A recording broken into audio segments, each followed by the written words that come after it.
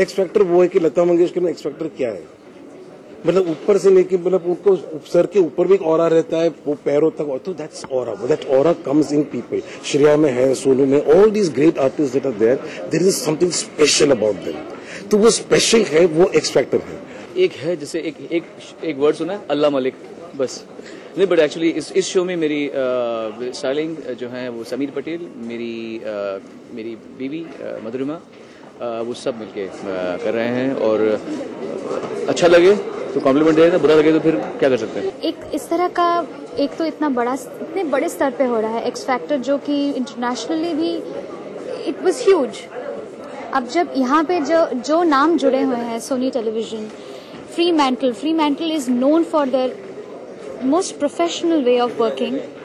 और जिस तरह का फॉर्मेट और जो पैनल,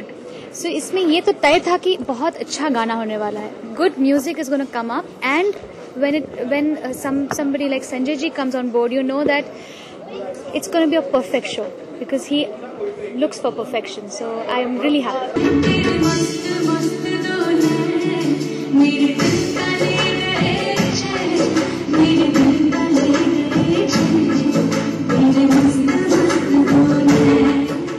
एक्स फैक्टर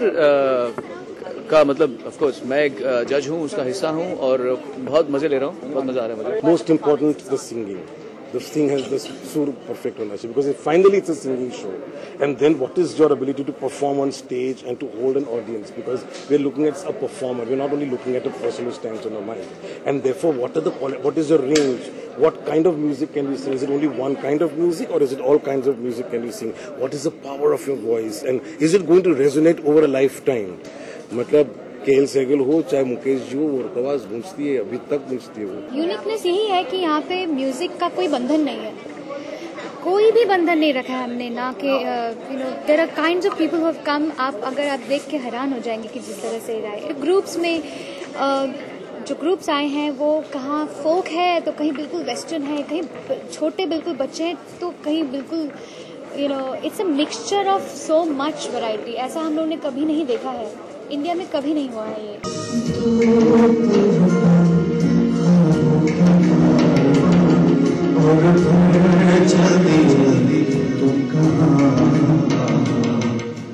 मेरी जिंदगी में हमेशा ये कोशिश रहती है कि मैं जो भी करूं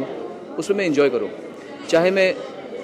बेस्ट चीज छोड़ दूं, लेकिन जब मैं कुछ भी छोटे भी चीज करूं तो उस जर्नी में, उस सफर में मुझे मजा आए। पर ये तो बहुत बड़ी चीज है, इसके सफर में मुझे मजा आ रहा है, so I just keep entertaining people, मैं खुद भी एंटरटेन होता हूं। For us all contestants are very important, as sensitive, हर आर्टिस्ट इतना ही सेंसिटिव होता है, चाहे वो 16 साल का हो चाहे वो 60 साल का हो, तो they are all beautiful. Of course people with a second chance to life जो आते हैं कि आज 35वें साल पे, 40वें साल पे, फिर कोई सुन रहा है हमको नेशनल टेलीविजन पे, फिर एक गाना को मौका मिलता है माइक के हाथ में, ये बहुत बड़ी बात है। उसको देख के हमको इतनी खुशी होती है, और वो जो गाते हैं, मतलब करतार साहब एक करके कंटेस्टेंट थे, वो 65 years old and